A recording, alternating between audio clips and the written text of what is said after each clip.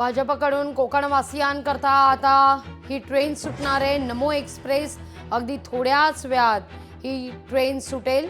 मंत्री मंगलप्रभात लोढा या ट्रेनला हिरवा झेंडा दाखवणार आहेत। गणेशोत्सवाला अवघे 2 दिवस उरलेले आहेत आणि मोठ्या प्रमाणावर कोकणवासीय कोकणाच्या दिशेने आता निघालेले आहेत। याकरता सरकारच्या वतीनं राज्य सरकारच्या वतीनं विशेष अशी सोय कोकणवासियांकरता विशेष नमो एक्सप्रेस ही सोडली जाणार आहे। थेट दृश्य आपण पाहूया या नमो एक्सप्रेसची।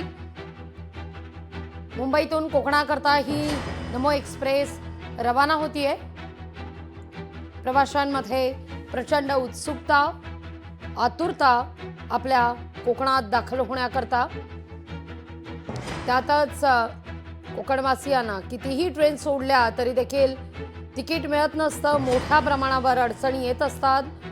अशातच राज्य सरकारकडून विशेषतः भाजपकडून सोडण्यात येणारी ही नमो एक्सप्रेस असू दे किंवा 2 दिवसांपूर्वी सुटलेली मोदी एक्सप्रेस, आज देखील निलेश राणे यांच्या वतीनं शिवसेना एक्सप्रेस सोडली जाणार आहे।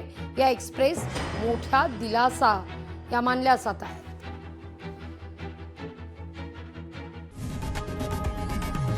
लोकशाही मराठी ऐका, पहा, जागरूक रहा।